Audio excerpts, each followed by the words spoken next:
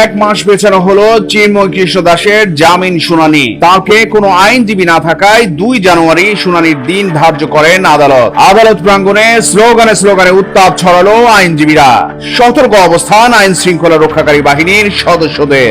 অব্যাহত হুমকি ও প্রাণনাশের শঙ্কায় বাংলাদেশ সম্মিলিত সনাতনী জাগরণ জোটের মুখপাত্র চিন্ময় কৃষ্ণ দাসের জামিন শুনানিতে লড়বেন না কোনো আইনজীবী। চিন্ময় প্রভুর আইনজীবীরা এমন সিদ্ধান্তের কথা নিশ্চিত করেছেন টিম চট্টগ্রাম প্রতিদিনের কাছে। চিন্ময় কৃষ্ণ ব্রহ্মচারীর পক্ষে না লড়তে জামায়াতপন্থী আইনজীবীরা হিন্দু আইনজীবীদেরকে একের পর এক হুমকি দিচ্ছে এমন অভিযোগের কথাও জানান তারা। বলছেন, নিরাপত্তার বিষয়টি নিশ্চিত না হওয়া পর্যন্ত সনাতন ধর্মের কোন আইনজীবী আর আদালতেও যাবেন না।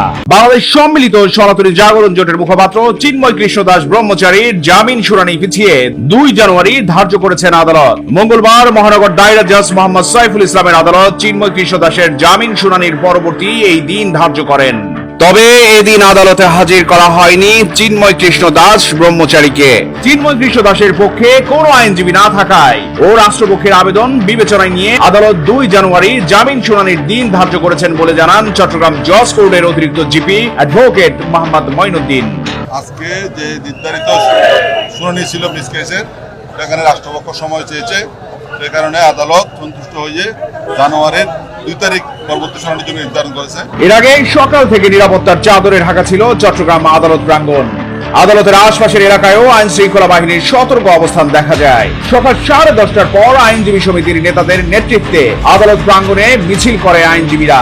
এই সময় আইনজীবীরা ইসকন জঙ্গি স্বৈরাচারের সঙ্গী আলিফ ভাইয়ের রক্ত বৃথা যেতে দিব না, ঢাকা না দিল্লি, ঢাকা ঢাকা স্লোগানে উত্তাপ ছড়ায় আদালত প্রাঙ্গণে।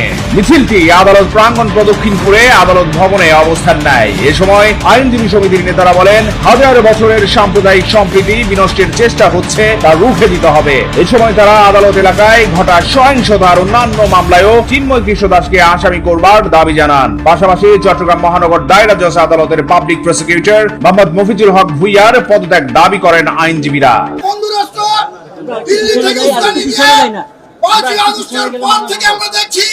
বাংলাদেশে অস্থিতিশীল অবস্থা সৃষ্টি করার চেষ্টা করছে।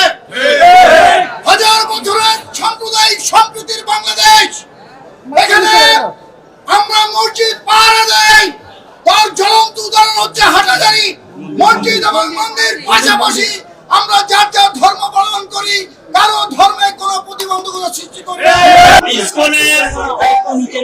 এই নেতা চিন্ময় দাসকে চট্টগ্রাম আদালত ভবনের 26 তারিখের যে ঘটনাগুলো হয়েছে, প্রত্যেক ঘটনায় চিন্ময় দাসকে আসামি করতে হবে।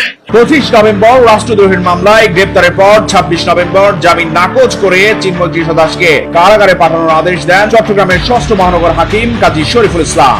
জামিন নামঞ্জুর হবার পর সেদিনই চিন্ময় দাসের আইনজীবীরা ওই আদেশের বিরুদ্ধে রিভিশন চেয়ে আবার জামিন আবেদন করেন। তবে সেদিন আর শুনানি হয়নি। পরদিন 27 নভেম্বর শুনানির দিন ধার্য করে মহানগর দায়রা জজ মোহাম্মদ সাইফুল ইসলামের আদালত। তবে আগের দিন সহিংসতায় আইনজীবী আলিফ হত্যাকাণ্ডের ঘটনাকে কেন্দ্র করে এদিন আইনজীবীরা আদালত বর্জন করায় শুনানি হয়নি। পরে মঙ্গলবার চিন্ময় দাসের জামিন শুনানির দিন নির্ধারণ করা হয়। তবে এদিন তার পক্ষে কোনো আইনজীবী না দাঁড়ানোয় শুনানির দিন 1 মাস পিছিয়ে 2 জানুয়ারি ধার্য করেন আদালত। আদালত এলাকায় সহিংসতার মামলায় চিন্ময় কৃষ্ণ ব্রহ্মচারীর ওকালতনামা দেয়া আইনজীবী অ্যাডভোকেট সুভাষিস শর্মা সহ 70 জন আইনজীবীকে আসামি করা হয়। সনাতনী আইনজীবীরা বলছেন, যাদের আসামি করা হয়েছে এদের মধ্যে অনেকেই ঘটনার দিন আদালতের আশপাশেও ছিলেন না। তারা বলছেন, মামলার পর থেকে নানা হুমকিতে দিনরাত পার করছেন। এর মধ্যে আবার চিন্ময়ের পক্ষে না লড়তে হুমকিও থামছে না। এমন নিরাপত্তাহীন পরিস্থিতিতে তারা কেউ আদালতে যাবেন না, লড়বেন না চিন্ময়ের মামলায়ও।